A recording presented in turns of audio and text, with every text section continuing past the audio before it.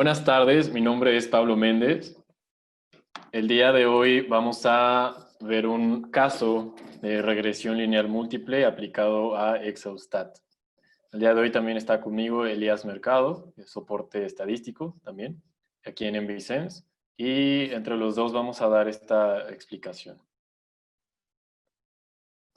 La agenda de hoy, pues justo es ver una modelación estadística, vamos a ver detalles de los modelos y supuestos, estimación de parámetros, la selección del modelo, verificación del modelo y la respectiva aplicación con Exhaustat.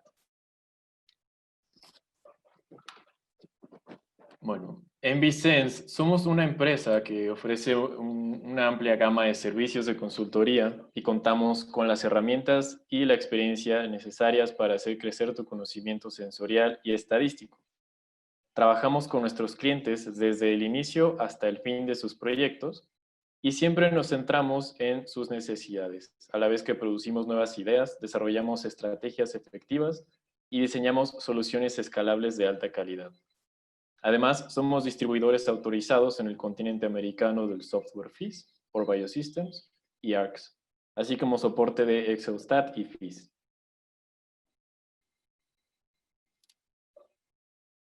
Primero, vamos a ver qué es un modelo. Un modelo es la representación aproximada de algún fenómeno. Es prácticamente imposible tener un modelo que explique la realidad tal como es. Sin embargo, se puede llegar a tener una aproximación que es útil para poder darnos una idea de algún fenómeno. Y bueno, en palabras de George Box, todos los modelos están equivocados, pero algunos son útiles. En otras palabras, ningún modelo será exactamente una distribución normal o una relación exacta, lineal. Bueno, este diagrama es respecto a cómo modelar en estadística. En primer lugar, se postula la clase general de los modelos, en este caso regresión lineal múltiple. Después se identifican las variables que se van a usar. Posteriormente se estiman los parámetros del modelo para que después verifiquen los supuestos. En caso de que los supuestos no se cumplan, se deberá regresar al punto donde se eligen las variables del modelo. Por otro lado, si se cumplen los supuestos, ya podremos utilizar este modelo.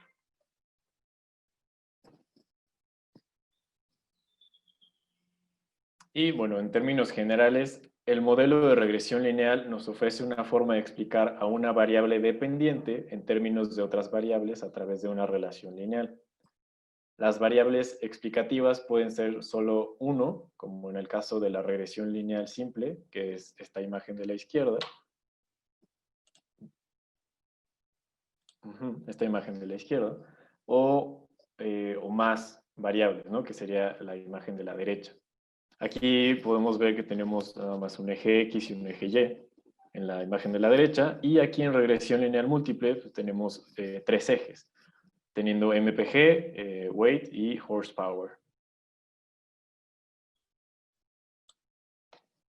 Y bueno, le cedo la palabra a Elías Mercado para que nos dé más detalles matemáticos sobre este modelo.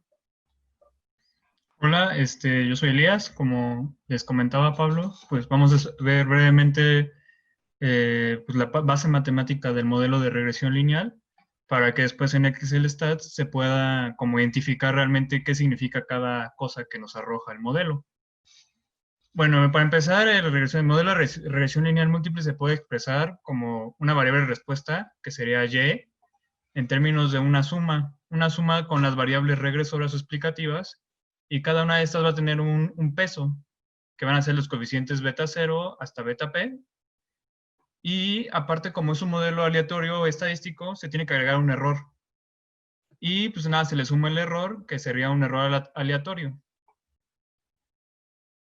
Y pues en términos de más sencillo, para una notación más sencilla, se puede ver como un vector, donde estas serían las observaciones de la variable de respuesta.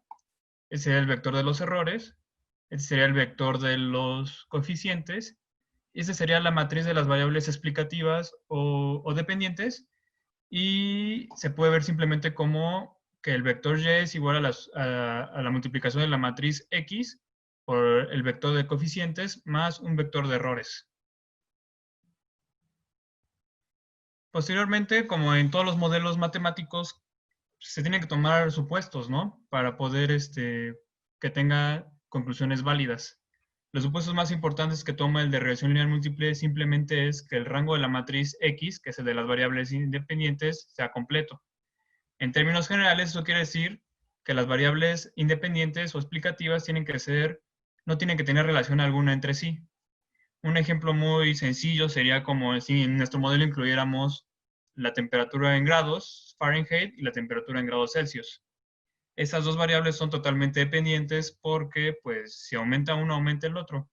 Entonces, realmente, en ese caso es erróneo y se tendrá que escoger una variable para el modelo. Y lo que se busca es que estas variables explicativas sean realmente independientes entre sí. También que el factor de los errores, que dijimos que era aleatorio, tiene que tener una distribución normal, con media cero y con una varianza constante. Y estos errores tienen que ser independientes entre sí. Ahora vamos a ver la estimación de parámetros, que realmente consiste en encontrar el vector de coeficientes. Y en términos generales, se busca minimizando la distancia o entre la variable observada y la variable estimada. Es decir, como vieron las imágenes pasadas, pues que la recta realmente tenga la menor distancia entre todos los puntos posibles, o el hiperplano, ¿no? En el caso cuando la dimensión es mayor a 2. Y pues simplemente a la hora de minimizar tenemos este resultado que es beta gorro, que sería el estimador de los coeficientes, que se define como la matriz de las variables independientes multiplicada por sí misma, la inversa de esa matriz, por la misma matriz y por el vector de variables observadas. Entonces, ya al tener nuestro coeficiente de estimado, que sería beta gorro, podemos tener nuestra variable respuesta observada, que realmente es la recta que se ve en la regresión lineal simple y los planos o hiperplanos que se ven en la regresión lineal múltiple. Y pues la expresión nos cae de esta manera. Y también hay que definir lo que son los residuales o los errores estimados, que simplemente será la diferencia entre las variables observadas y las variables respuestas. Es decir, las variables que nosotros estamos estimando con el modelo y las variables que se observaron. Y pues esa diferencia van a ser los errores. Después también hay que estimar la varianza y, y la y, y la varianza se estima con la expresión que está aquí, ¿sí? Justo. Y entonces, en términos generales, es simplemente la suma de los errores al cuadrado entre el número de observaciones que se tienen menos el número de coeficientes que se van a usar. O sea, si tenemos p variables explicativas, pues sería p más 1 porque se toma en cuenta el coeficiente de beta 0. Esta expresión simplemente se llama como suma de cuadrados medios de los residuales, que son de los errores estimados. Entonces, la idea general de la regresión lineal múltiple para estimar es realmente que el error sea el mínimo. Ya después, en la siguiente diapositiva, como nuestros errores son normales, podemos dar expresiones para los intervalos a cierta confianza. Normalmente eso es el 95% de confianza para dar los intervalos, tanto de los coeficientes, que es a través de esta expresión, que en el XLStat ya se nos da en los resultados, la respuesta media, que será X expresión, donde T es la distribución de student, de T de student, S es la varianza muestral, la desviación estándar muestral en este caso porque se sacó la raíz cuadrada, y este sería el vector de X0 es el vector de nuevas variables o de las variables explicativas observadas por la matriz inversa de todas las variables explicativas por el vector de variables explicativas observadas. Y el intervalo de predicción también se puede dar un intervalo de confianza, que es lo que al final también nos interesa. Y si se fijan, este intervalo de predicción va a ser más grande porque se toma el término 1, que aquí que tiene que ver con el error. Entonces siempre los intervalos de predicción van a ser mayores a los intervalos de la respuesta media, como se va a ver en el ejemplo más adelante. Después ya, al saber que nuestros coeficientes y nuestras variables de respuesta se distribuyen de manera normal, podemos hacer pruebas de hipótesis para ver si nuestra regresión realmente salió adecuada o no es correcta. Entonces, una prueba de hipótesis simplemente quiere comparar la hipótesis de que todos los coeficientes sean igual a 0. Esto significaría que nuestra regresión no es válida contra que al menos uno sea distinto de 0.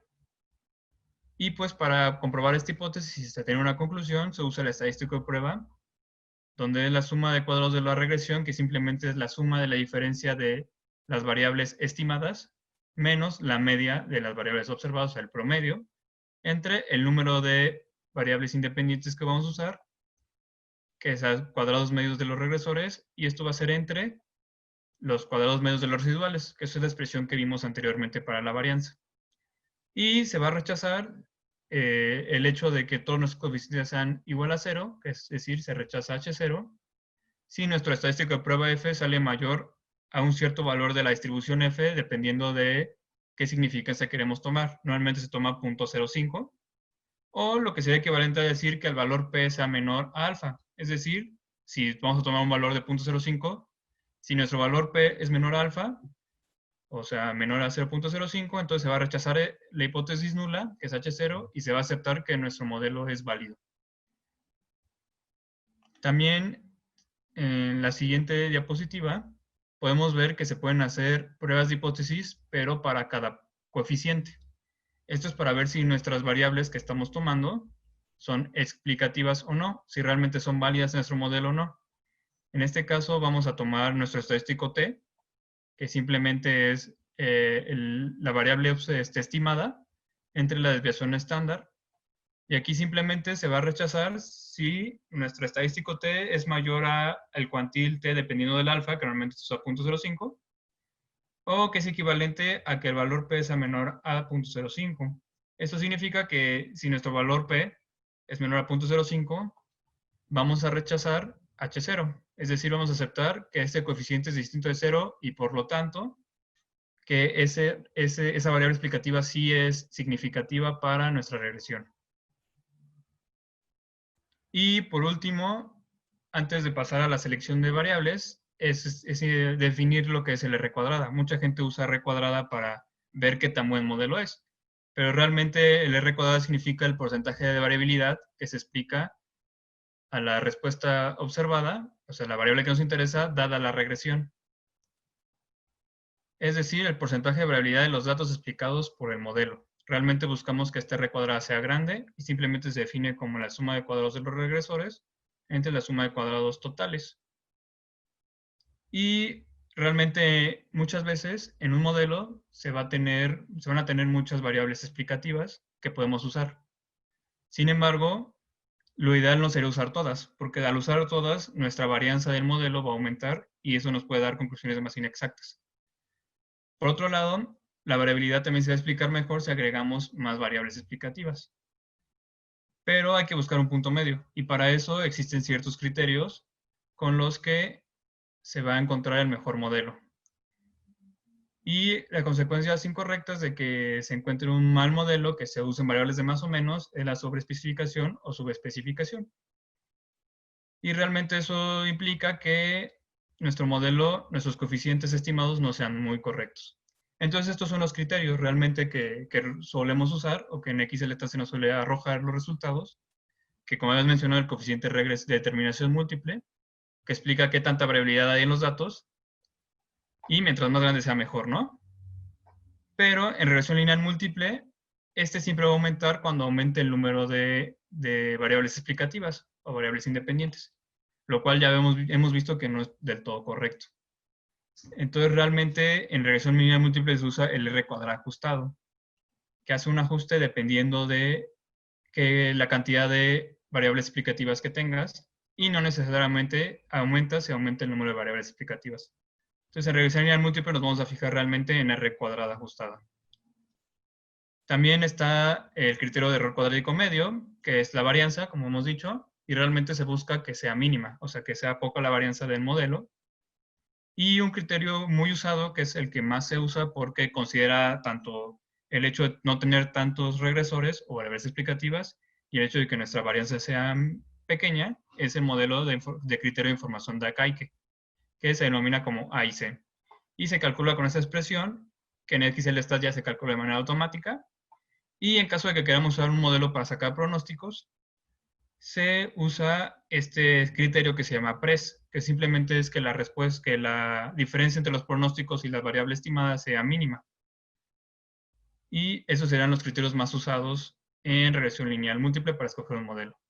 Ahora, como se mencionó en un inicio, este modelo tiene supuestos que se deben cumplir. Si no se cumplen, va a haber problemas. Los problemas más comunes de los supuestos es que, como habíamos dicho, nuestros regresores, nuestros residuales, pues no son, tienen que ser normales, tienen que distribuirse de manera normal.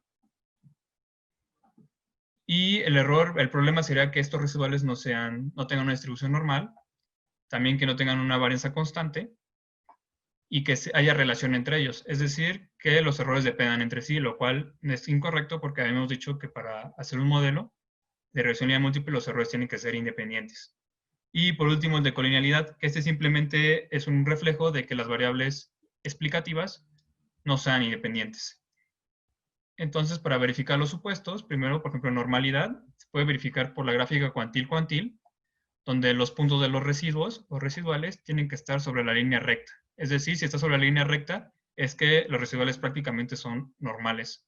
Y se pueden hacer pruebas más formales, como las pruebas de bondad de ajuste, como Farquebera o Shapiro-Wilks, que en XLStat está la opción de evaluarlas. ¿Y cuál es la consecuencia de que no sea normal? Que nuestros estimadores no sean óptimos y por lo tanto nuestras inferencias inválidas y conclusiones inexactas. ¿Y esto cómo se corrige? ¿Cómo puede hacer que los residuales sean normales? Pues aplicando una transformación, y la más común es la de Bott-Cox, y normalmente se usa el logaritmo de la variable respuesta. Entonces sería trabajar sobre el logaritmo de los datos de la variable respuesta en lugar de los datos originales. Y ya con esto se corregiría. También tenemos el problema de que la varianza de los residuales no sea constante. ¿Esto cómo se puede checar? Pues viendo los residuales. Al graficar los residuales, realmente si en una parte están muy juntos y en otra parte muy alejados, es porque esta varianza no es constante. También hay otras pruebas como la de Bruch-Pagan o la de White, que igual se pueden checar en el XLStat. ¿Y qué consecuencias hay? Que esas inferencias sean inválidas, por lo tanto nuestras conclusiones van a ser inexactas y que hagamos malas predicciones por eso, o pronósticos.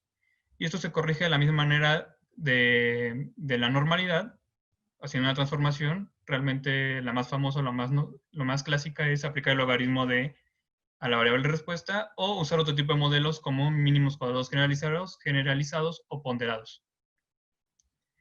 El otro problema que habíamos visto era que los errores tengan una relación entre sí, ¿no? Que haya autocorrelación. Eso quiere decir, se puede checar por medio de los residuales. Podemos ver si a través del tiempo hay una relación. Por ejemplo, si cada vez los residuales con el tiempo son más grandes, pero en teoría tendría que ser todos aleatorios para que realmente podamos decir que no hay autocorrelación. También se puede checar con la función de autocorrelación, que vamos a ver en el ejemplo, o con una prueba de hipótesis formal, que es la de Dublin-Watson. ¿Qué pasa si no tenemos autocorrelación? Pues nuestra varianza no está bien estimada y por lo tanto nuestras pruebas de hipótesis no serían válidas. ¿Cómo se corrige? Pues realmente es usando otro tipo de modelos como series de tiempo o aplicando la corrección de Cochrane-Orkut o agregar variables faltantes. Y por último tenemos el problema de colinealidad. ¿Y cómo se checa? Pues realmente viendo si la correlación entre nuestras variables explicativas es cercana a 1, ya sea 1 o menos 1. Si es cercana a 1 es porque son dependientes totalmente de estas variables y se nos da el problema de colinealidad. Y pues, ¿cuál es la consecuencia? Que las estimaciones sean inciertas. ¿Y cómo se corrige? La más fácil y la más sencilla es eliminando una variable explicativa que tenga mucha relación con la otra, agregando más observaciones para quitar esa relación, por ejemplo, estandarizar a los regresores y a la respuesta, o usar otro método como es el PCA, que es análisis de componentes principales para obtener variables independientes y hacer regresión sobre esas variables. Pero el más común es el que se eliminen las variables que nos causen colinealidad. Y pues esto sería como el breve resumen teórico de la regresión lineal múltiple. Y pues regresamos con Pablo para que nos explique el ejemplo en el XLStat. Muchas gracias, Elías. Muy bien, vamos a la aplicación práctica. El ejemplo que tenemos hoy va a abordar las emisiones de CO2 en el país, bueno, en Malasia, desde 1980 hasta 2017. En este caso, el objetivo de la regresión lineal múltiple es el de encontrar la relación causal entre las emisiones de CO2 de Malasia con respecto al tipo de consumo de petróleo. Es decir, buscamos las actividades relacionadas con el uso de petróleo que más influencia tiene en las emisiones de CO2 en Malasia. En este caso, la variable dependiente va a ser pues, las emisiones de CO2 en Malasia medido en millones de toneladas. Las variables independientes o nuestros regresores van a ser pues, el consumo de petróleo en actividades no relacionadas con la energía, como materiales plásticos, gas licuado del petróleo, diésel, queroseno, gas refinado, combustibles usados en aviación, que es el AFT y el AVGAS, el combustóleo y gasolina para motores en general. Muy bien, ahora aquí vamos a tener nuestra base de datos. Tenemos aquí nuestra columna de emisiones de CO2 y las columnas de nuestros regresores, que son los que mencionamos anteriormente. Las observaciones, en este caso, pues van a ser los años.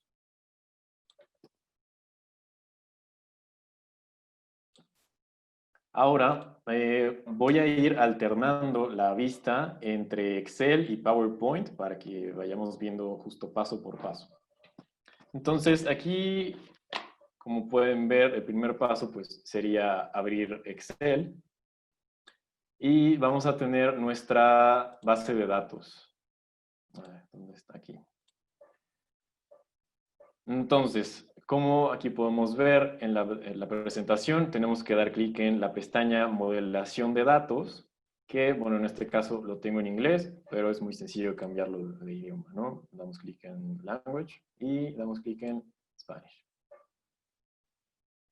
Y bueno, listo. Entonces, lo que vamos a hacer ahora es dar clic en Modelación de datos. Y vamos a dar clic en Regresión lineal. Para después seleccionar nuestras columnas de la celda B4 a B42 y como variable explicativa del C4 al J42.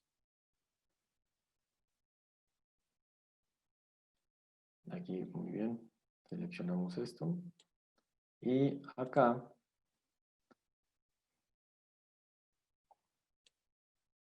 es muy importante que si tenemos etiquetas de las observaciones, demos clic aquí, que en este caso, como habíamos comentado, pues son los años.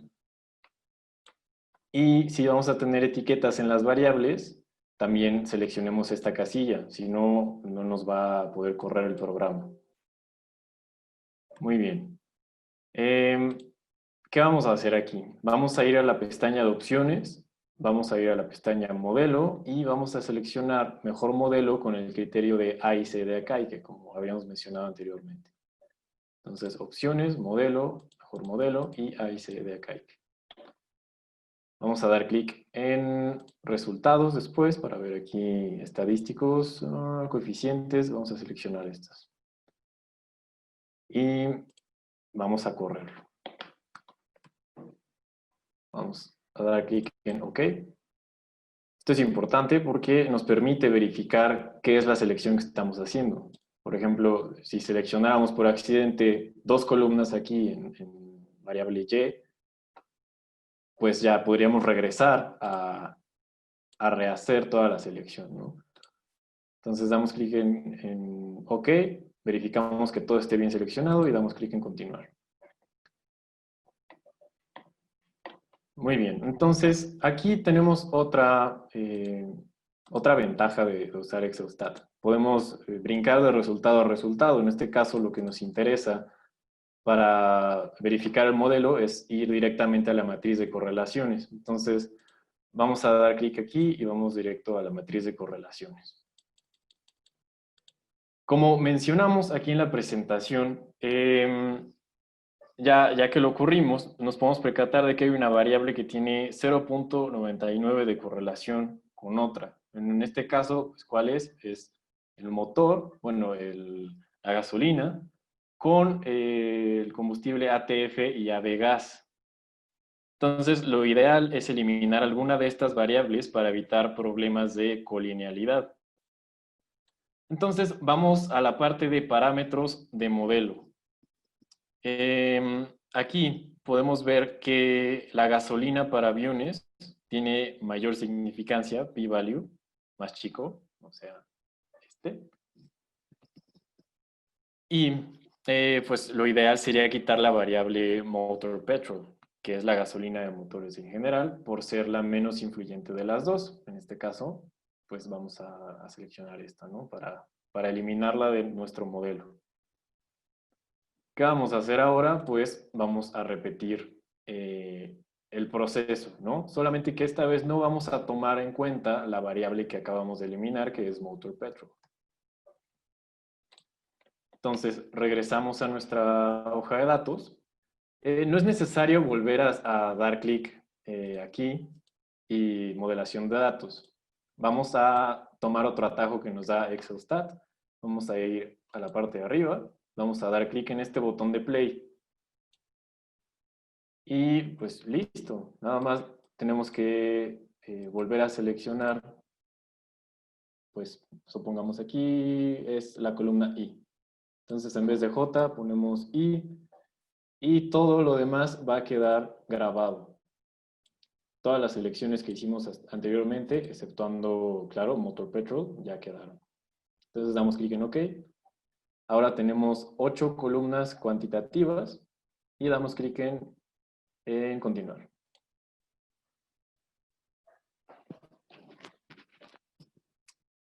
Ok. Ahora vamos a ir al resumen de la selección de las variables de CO2. Aquí. ¿Y qué podemos observar acá? Bueno, que el mejor de los modelos, según el criterio de Akaike, pues se nos muestra aquí en azul, ¿no? Entonces aquí Excelstat nos va a dar automáticamente el mejor modelo marcado en azul. Y bueno, se puede comprobar que efectivamente es el mejor modelo porque tiene el AIC más pequeño. Aquí podemos ver que es de 142.708. Y bueno, este modelo incluye las variables como LPG, queroseno, gas refinado, gasolina para aviones, que es ATF y Avgas, y combustóleo.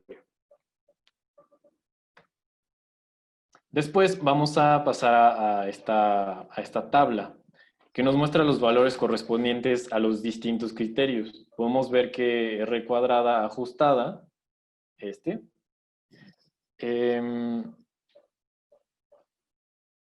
de 0.989. Esto quiere decir que el modelo ajustado explica el 98.9% de la variabilidad de la variable respuesta. Es decir, que el modelo explica casi en su totalidad las emisiones de CO2, por lo que es un muy buen modelo. Ahora vamos a evaluar la significancia de la regresión, la cual nos da un p-value menor a 0.0001.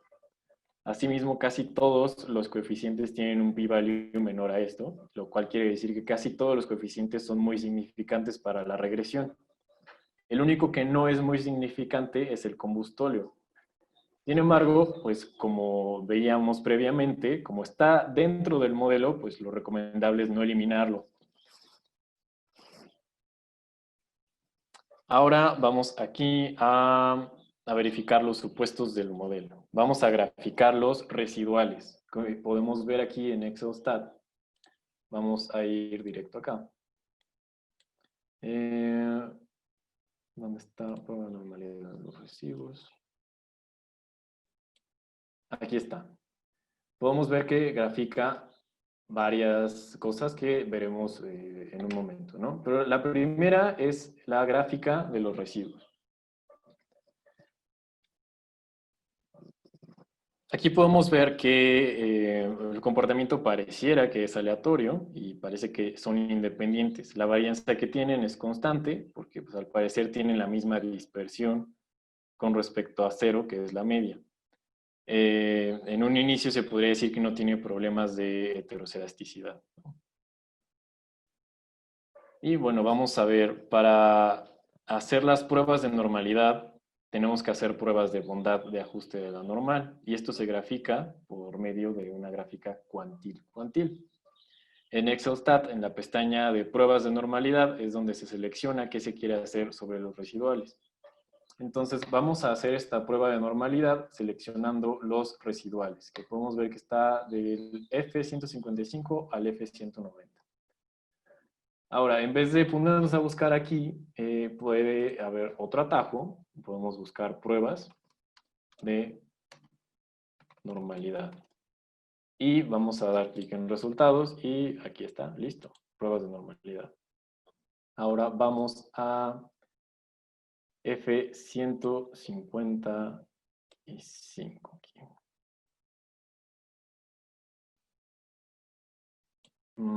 Voy a verificar que esté bien seleccionado. F100, bueno, hay un pequeño movimiento ahí. Y, ok, vamos a graficar esto. Vamos a fijarnos aquí en la prueba de Shapiro-Wilk. Entonces, podemos aquí verificar que la hipótesis nula es que los datos se distribuyen normal.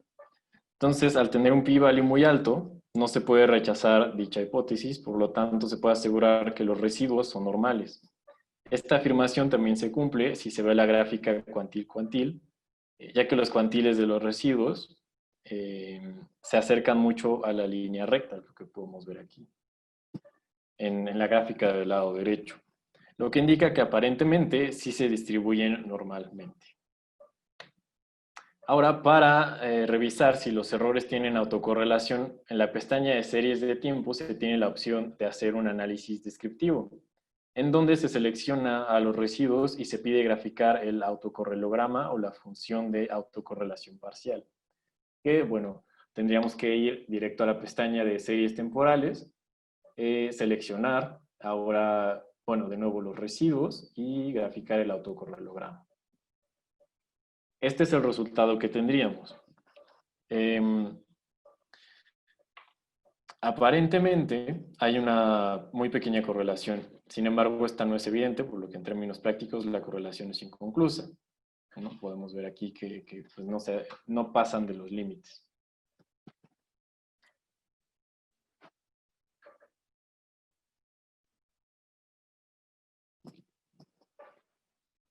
Ahora vamos aquí a la parte de CO2 emissions, coeficientes estandarizados.